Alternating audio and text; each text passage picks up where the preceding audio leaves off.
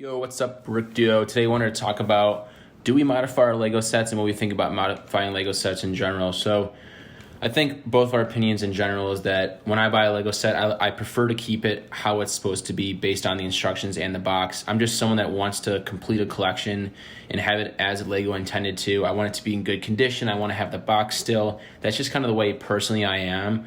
Although I have seen some mocks online where I've seen people that I do agree it makes the set better, but just for collectability standpoints, I prefer not to modify them.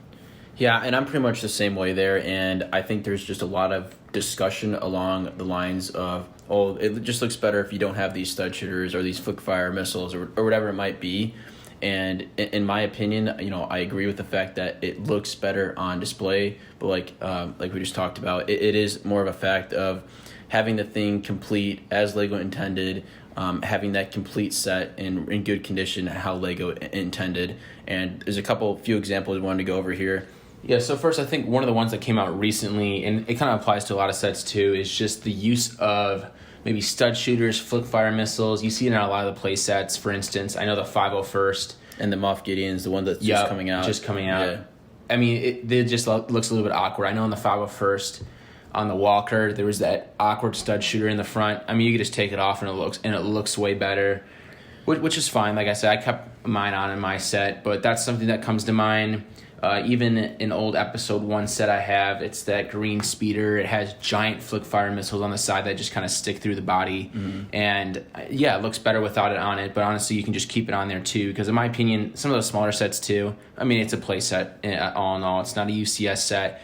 It wasn't built for adults. It wasn't built for a display piece. It was built for a kid's toy. Yeah, and another thing I think I see people do a lot is especially with like speed champions, you see at eBay, is people who just kind of modify it to either look better or change the color and whatnot. And I think there is a place for that. And I like the idea of sort of distinguishing the difference between a mock and a modified set. I like mocks, so people who make really creative, original ideas, sell the instructions for stuff that just wouldn't be made by Lego or hasn't been made by Lego yet. But I think sort of the heavy modification of a set, or maybe taking a modular building and buying 2 and adding 5 stories to it instead of the normal 3, something like that for me just is not super interesting or not desirable. But I do think there is a place for sort of those custom mocks that are more original ideas rather than just a sort of a color swap or something like that. Yeah, some of those ones that I can think of, I know the Ford Mustang creator set. I know there was a rebrickable mock out there where you could build the GT350 out of the pieces that build the regular Mustang in that set. And I think they did a really good job with that. So that looks completely different, but you're able to use that brick almost in like a Creator 2-in-1, but obviously you just have to buy the instructions. And then there's also, like I was saying before too, the Technic supercars. There's some rebrickable mocks where you can build a whole new car with the Technic pieces that were used in this set to build the original one. I think that's totally fine. I think that's actually pretty cool too. But like I said before, it just depends what the actual pieces are used for.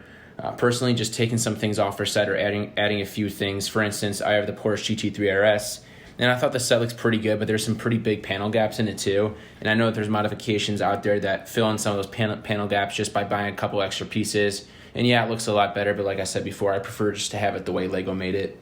I guess that sort of almost wraps up our thoughts here just about this situation is, distinguishing between a mock and something, that's new and creative and different and original versus, these modifications where it's taking off a few things, adding a few things to, make it better in your opinion. I'm more of either keep it original, keep everything how it was meant to be from Lego, or, do this mock where it's completely original. It's not, doesn't really take a lot of inspiration from some other set or heavily, I guess just based on a certain set that Lego came out with. I like those sort of 2 extremes, and in sort of the middle there, I think you get, in my opinion, a little bit of that doesn't really interest me a whole lot. Either want the set or something kind of new and exciting. Right, and I feel the same way, but I love the mock community, and I think people that experiment, improving a set, I mean, it's got to be a fun time doing it, and I think, just thinking how to use your pieces maybe you have at home too to make the set better is always an interesting idea. But anyway, here's our thoughts on just mocks in general and modifying sets. But anyway, guys, this is Brick Duo signing out. Make sure to let us know down in the comments what you think about this, and make sure to like, comment, and subscribe. Thanks.